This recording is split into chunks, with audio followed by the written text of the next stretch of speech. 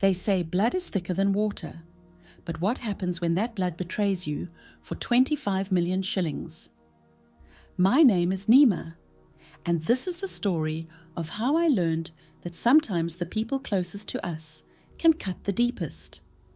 This isn't just about land or money. This is about what happens when you sacrifice everything for family, only to discover they never considered you family at all.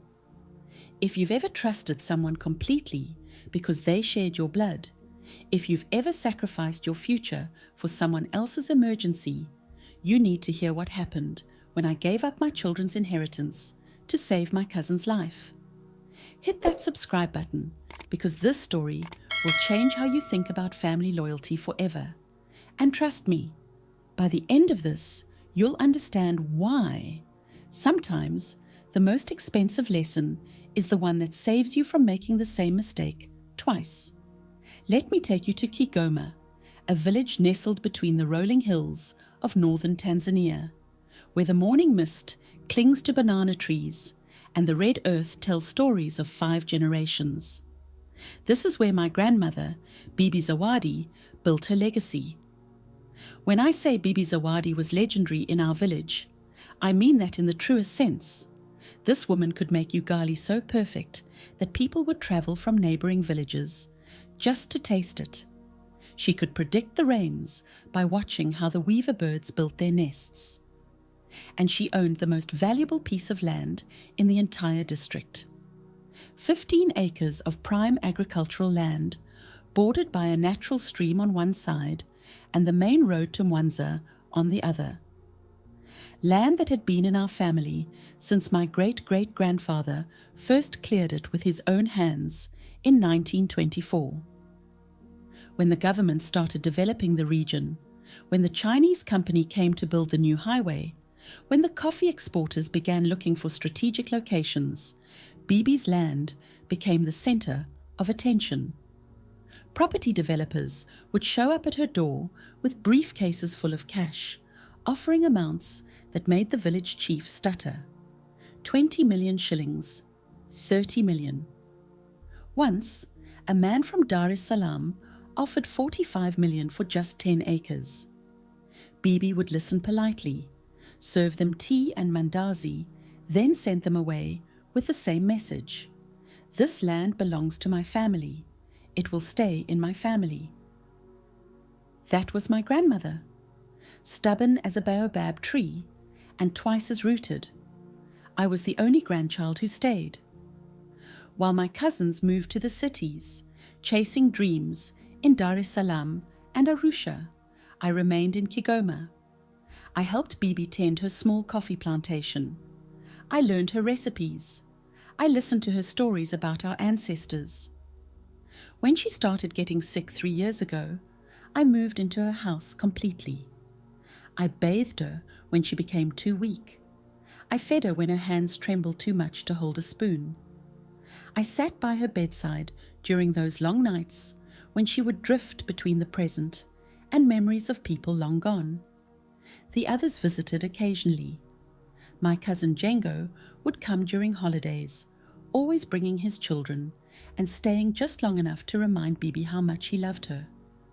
My other cousins would call from the city, promising to visit soon, sending money for her medicines. But I was there every single day. When Bibi passed last year, the reading of her will was simple and clear. The house went to my father. The coffee plantation was divided among her 4 children, and the valuable 15 acres, the land that everyone wanted, went entirely to me. To my granddaughter Neema, the will read, who stayed when others left, who cared when others forgot, who chose family over opportunity. This land is your reward for understanding what love truly means. I cried for 3 days, not just from grief, but from the overwhelming responsibility of it. That land wasn't just property. It was my children's future. It was their university education, their wedding ceremonies, their own businesses someday. The developers started calling immediately. News travels fast in small villages, and everyone knew Bibi was gone. They assumed I would be easier to convince than my grandmother. They were wrong. I had my own plans for that land. I was going to lease part of it to the coffee cooperative, which would provide steady income for my family. I was going to build rental houses on the portion near the road, and I was going to keep at least 5 acres exactly as Bibi had left them, as a heritage for my children to know where they came from. For 6 months after the funeral, life fell into a comfortable rhythm. I hired workers to maintain the coffee trees. I started the application process for the rental property permits. I even began sketching designs for a small monument to honor Bibi's memory on the highest point of the land. My children were excited about their grandmother's gift. My 10-year-old daughter Amara would walk the boundaries with me, planning where she would build her house when she grew up. My 8-year-old son David would collect the mangoes from Bibi's trees and declare himself the guardian of Bibi's legacy.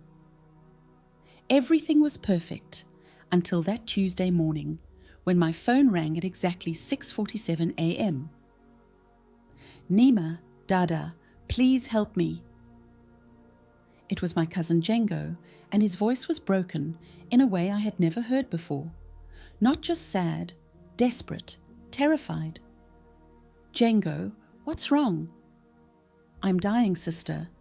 The doctors here in Dar es Salaam, they've found something terrible in my stomach.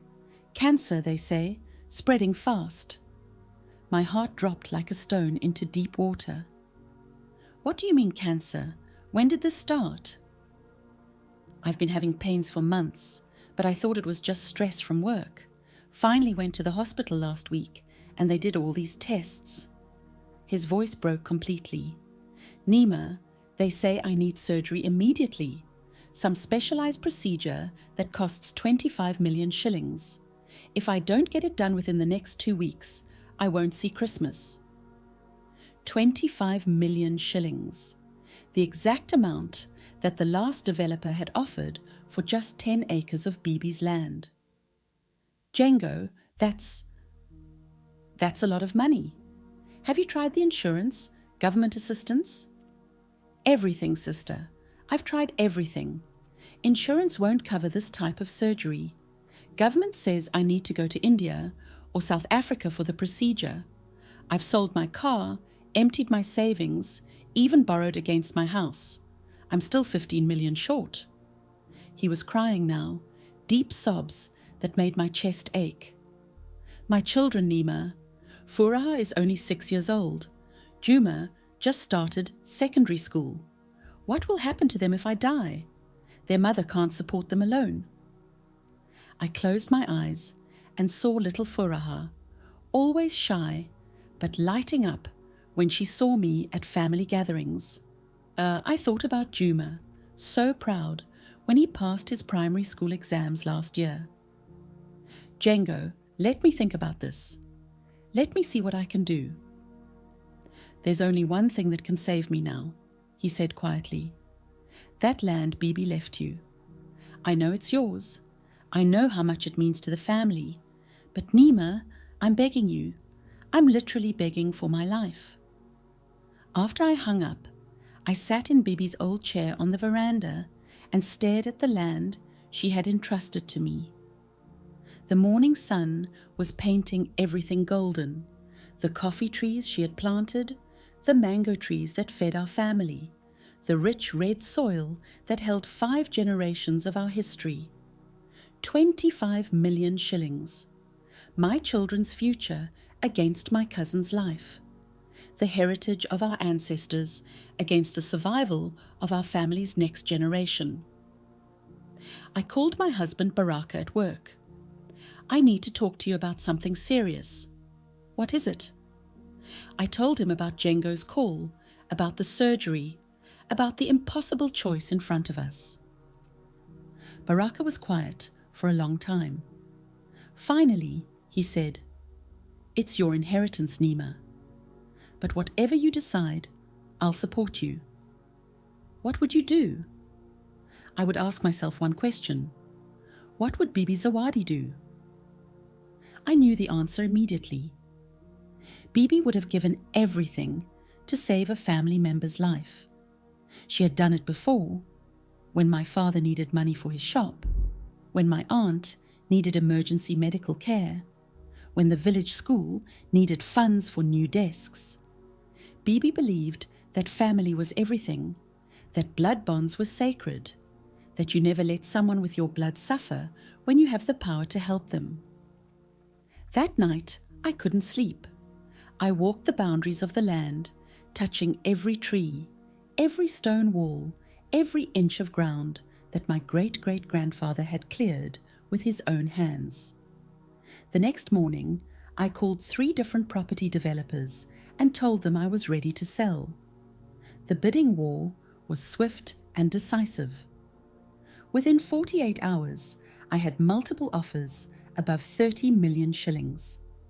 I chose the highest bidder, a Chinese development company that planned to build a hotel and conference center on the site.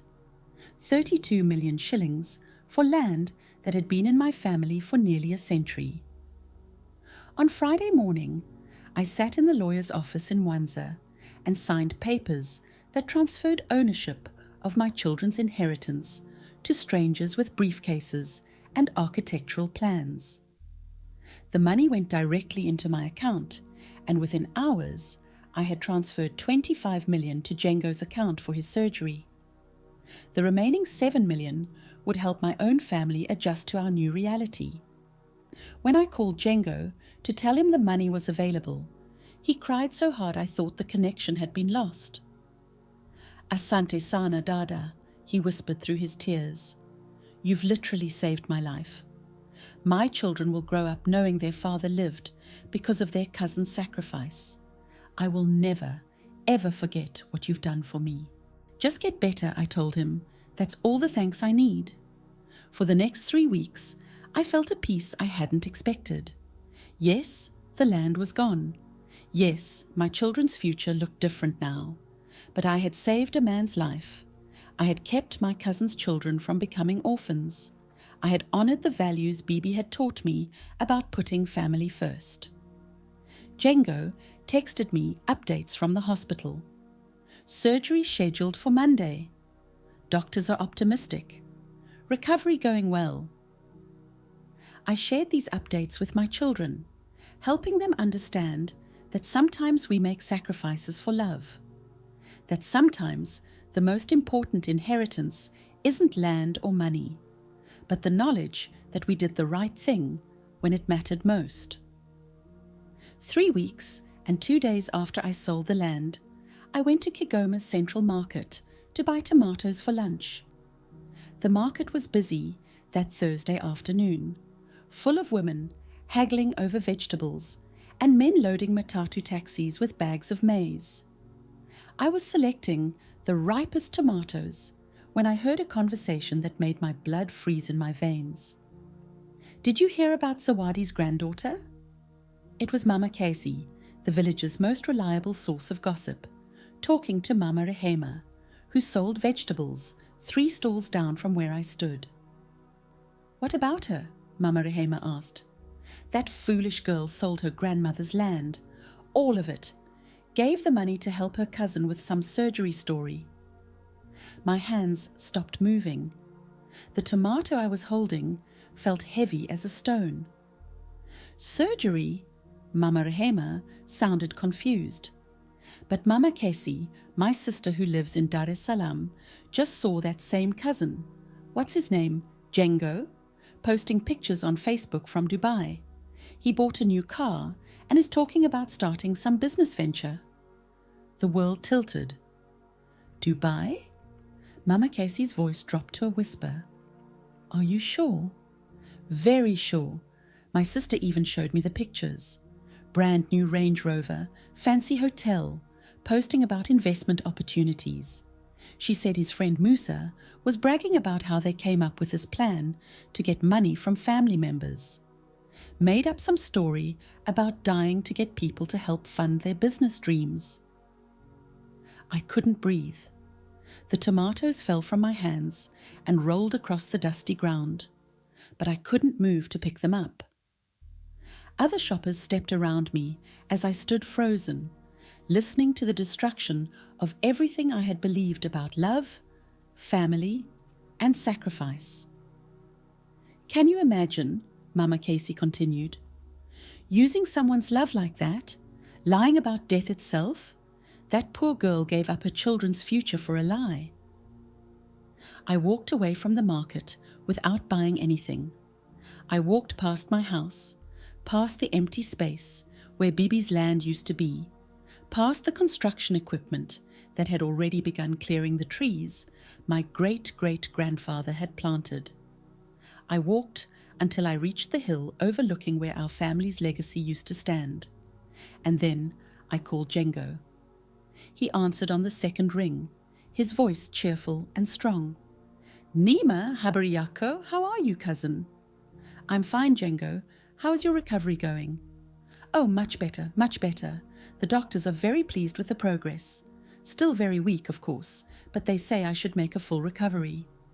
"That's wonderful news," I said, my voice steady despite the storm in my chest. "I'm so glad to hear you're feeling strong enough to buy a new Range Rover in Dubai." The silence that followed was longer than the distance between Tanzania and the moon. What do you mean?" "I mean the brand new Range Rover you posted on Facebook yesterday, the one you bought with the money I gave you for your fake surgery." More silence. Then the sound of someone breathing rapidly. "Neema, I can explain." "Explain what? Explain how you used our grandmother's memory? Explain how you used my children's future? Explain how you used my love for you to fund your business dreams while lying about your death?" "It's not what you think. It's exactly what I think. You saw an opportunity when Bibi died. You knew I would do anything for family.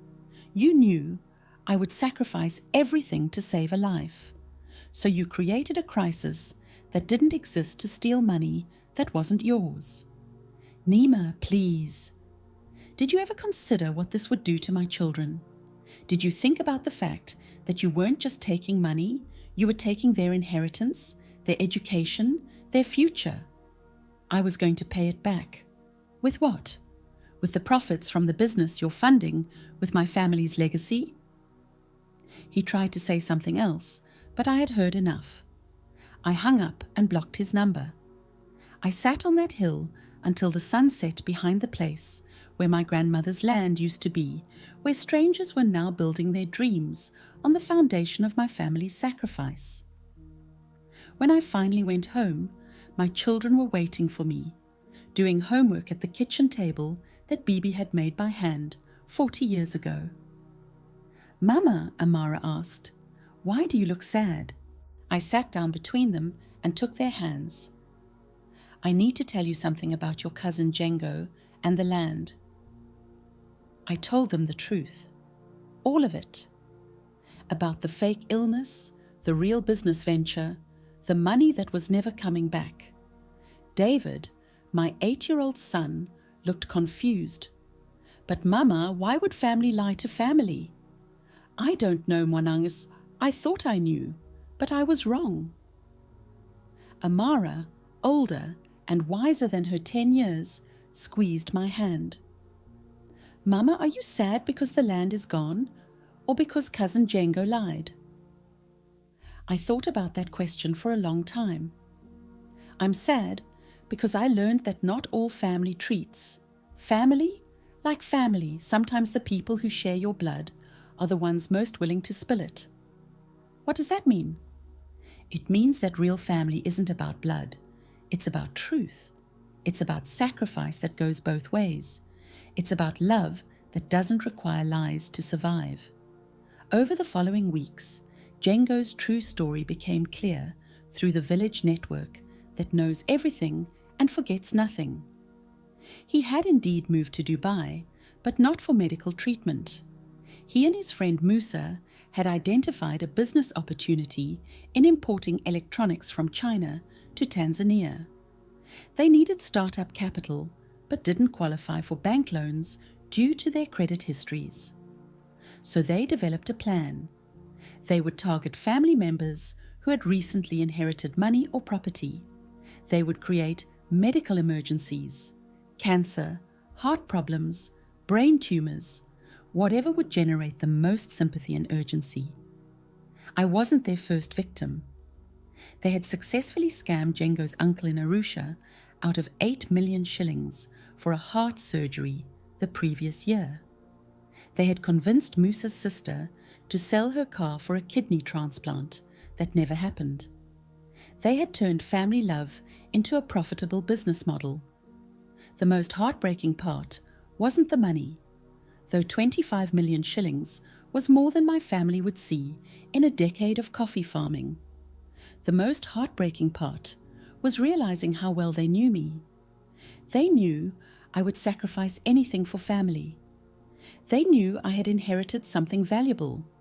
They knew I was too trusting, too generous, too committed to the idea that blood bonds meant something sacred.